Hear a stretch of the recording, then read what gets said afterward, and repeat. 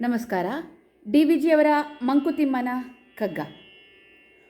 ಮುತ್ತಿರುವುದು ಇಂದು ಭೂಮಿಯನು ಒಂದು ದುರ್ದೈವ, ಮೃತ್ಯು ಕುಣಿಯುತ್ತಲಿಹನು ಕೇಕೆ ಹಾಕುತ್ತಲಿ, ಸುತ್ತಿಪುದು ತಲೆಯನು ಅನುದಿನದ ಲೋಕದ ವಾರ್ತೆ, ಎತ್ತಲಿದಕ್ಕೆಲ್ಲ ಕಡೆ ಮಂಕುತಿಮ್ಮ. ಮುತ್ತಿರುವುದು ಇಂದು ಭೂಮಿಯನು ಒಂದು ದುರ್ದೈವ, ಮೃತ್ಯು ಕುಣಿಯುತ್ತಲಿಹನು ಕೇಕೆ ಹಾಕುತ್ತಲಿ, ಸುತ್ತಿಪುದು ತಲೆಯನು ಅನುದಿನದ ಲೋಕದ ವಾರ್ತೆ, ಎತ್ತಲಿದಕ್ಕೆಲ್ಲ ಕಡೆ ಮಂಕುತಿಮ್ಮ. ಇವತ್ತಿನ ದಿನ ಈ ಭೂಮಿಯನ್ನು ಒಂದು ದುರ್ದೈವ ಮುತ್ತಿಕೊಂಡಿದೆ.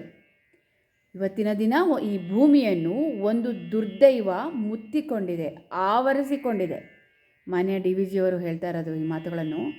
ಅವರು ಈ ಮಾತುಗಳನ್ನು ಬರೆದಾಗ ಅಲ್ಲಿ ಯಾವ ಥರದ ಪರಿಸ್ಥಿತಿ ಇತ್ತು ಅಂದರೆ, ಮಂಕುತಿಮ್ಮನ ಕಗ್ಗವನ್ನು ಅವರು ಮುದ್ರಿಸಿದ್ದು 1943ರಲ್ಲಿ. ಆಗ ಎರಡನೇ ಜಾಗತಿಕ ಮಹಾಯುದ್ಧ ನಡೆಯುತ್ತಿತ್ತು ಅನ್ನೋದು ನಮ್ಮ ಗಮನದಲ್ಲಿದೆ. ಈ ಜಗತ್ತಿನ ಪರಿಸ್ಥಿತಿ ಯಾವಾಗಲೂ ಹೀಗೇ ಇದ್ದಿದ್ದೆ, ಈಗಲೂ ಹಾಗೇ ಇದೆ, ಇನ್ನಷ್ಟು ಕೆಟ್ಟದಾಗಿದೆ ಅಂತ ಹೇಳ್ಬೋದು. ಒಂದು ಕಡೆ ಮೃತ್ಯು ಕೇಕೆ ಹಾಕುತ್ತಾ ಕುಣಿಯುತ್ತಿದ್ದಾನೆ.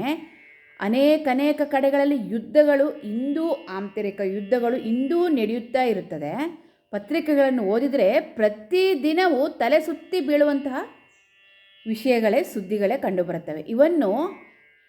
ಇವನು ಅವನನ್ನು ಕೊಂದ, ಅವನು ಇವನನ್ನು ಕೊಂದ, ಅಲ್ಲಿ ದರೋಡೆ ಆಯಿತು, ಅಲ್ಲಿ ಅತ್ಯಾಚಾರ ಆಯಿತು, ದೇಶಗಳ ಮಧ್ಯೆ ಯುದ್ಧ ಇತ್ಯಾದಿ. ಇವುಗಳೆಲ್ಲವನ್ನು ತಿಳಿದಾಗ ಮತ್ತು ನೋಡುತ್ತಿರುವಾಗ ಇವುಗಳಿಗೆಲ್ಲ ಕೊನೆ ಯಾವಾಗ ಅಂತ ಆಗಲೇ ಡಿ ವಿ ಜಿಯವರು ಮನಸ್ಸಿನಲ್ಲಿ ಯೋಚನೆ ಮಾಡಿದರು.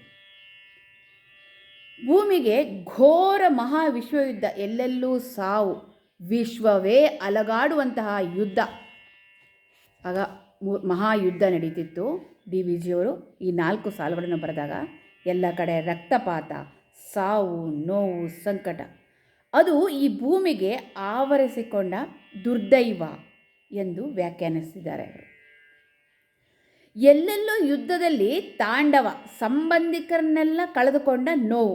ಇತ್ತೀಚಿನ ದಿನಗಳಲ್ಲಿ ಕೊರೋನಾದಲ್ಲೂ ಹಾಗೆ ಆಯಿತು. ಕೊರೋನಾ ಬಂದಾಗಲೂ ಅದು ಮಹಾಯುದ್ಧ ಥರ ಅನೇಕ ಸಾವು ನೋವುಗಳಾಯಿತು. ಒಟ್ಟಾರೆ ಇಡೀ ಭೂಮಿಗೆ ಒಂದು ಸೂತಕದ ಛಾಯೆ, ಸೂತಕದ ಭಾವ. ಎಲ್ಲ ಕಡೆಯಿಂದಲೂ ಸಾವಿನ ನಷ್ಟದ ಸಮಾಚಾರ. ಪ್ರತಿನಿತ್ಯ ಪತ್ರಿಕೆಗಳಲ್ಲಿ ಅಲ್ಲಿ ಎಲ್ಲೆಲ್ಲೋ ಎಲ್ಲ ಕಡೆ ಅದನ್ನು ಕೇಳಿ ಓದಿ ನೋಡಿದ್ರೆ ನಮಗೆ ತಲೆ ಸುತ್ತು ಅಂತಾಗುತ್ತದೆ. ಇದಕ್ಕೆಲ್ಲ ಕೊನೆ ಯಾವಾಗ ಎಂದು ಲೋಕ ಶಾಂತಿಗಾಗಿ ಮರುಗ್ತಾ ಇದ್ದಾರೆ ಡಿ ವಿ ಜಿಯವರು. ವಿಶ್ವದಲ್ಲಿ ನಡೆಯುವ ಯಾವುದೇ ಯುದ್ಧದಲ್ಲಿ ಗೆಲ್ಲುವುದು ಮೃತ್ಯು, ಮತ್ತೆ ಎಲ್ಲರೂ ಸೋತವರೇ ಇರೋದು. ವರ್ತಮಾನದಲ್ಲಿ ಕೂಡ ಭೀಕರ ಘಟನೆಗಳು ಈಗಲೂ ನಡೆಯುತ್ತಿದೆ. ಆಗ ಒಂದು ಯುದ್ಧ ನಡೆದರೆ ಈಗ ಹಲವಾರು ಯುದ್ಧಗಳು. ರಾಷ್ಟ್ರಗಳ ನಡುವೆ ಬೂದಿ ಮುಚ್ಚಿದ ಕೆಂಡದಂತೆ ಇದ್ದು ದ್ವೇಷ ಸಾಧಿಸುವುದು, ಷಡ್ಯಂತ್ರ, ಒತ್ತಡ, ಅನಾವಶ್ಯಕ ಹಸ್ತಕ್ಷೇಪದಿಂದ ಇಂದಿಗೂ ದೇಶಗಳ ಮಧ್ಯೆ ದ್ವೇಷದ ಭಾವ ಕಡಿಮೆನೇ ಆಗಿಲ್ಲ.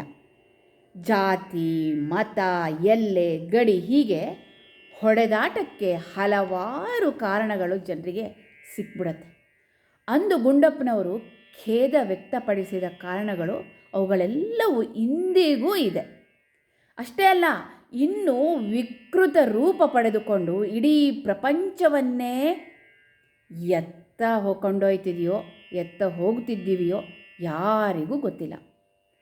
ಅಂದು ಅಷ್ಟಕ್ಕೆ ಮರುಗಿದ ಗುಂಡಪ್ಪನವರು ಇಂದು ಈ ಸ್ಥಿತಿಯನ್ನು ಎಲ್ಲಾದರೂ ನೋಡಿದರೆ ಏನು ಹೇಳಿರಬಹುದು ಎಂದು ನಮಗೆ ಊಹಿಸಲಿಕ್ಕೂ ಕೂಡ ಸಾಧ್ಯ ಇಲ್ಲ. ಇಂತಹ ವಿಚಾರಗಳನ್ನು ಮಂಥನ ಮಾಡುತ್ತಾ ಒಂದು ಶಾಂತ ಪ್ರಪಂಚವನ್ನು ನಿರ್ಮಿಸುವ ದಿಕ್ಕಿನಲ್ಲಿ ಪ್ರಯತ್ನಿಸುತ್ತಾ ನಾವು ನೀವೆಲ್ಲರೂ ಮುಂದೆ ಸಾಗೋಣ ಅನ್ನೋದು ಒಂದು ಆಸೆ.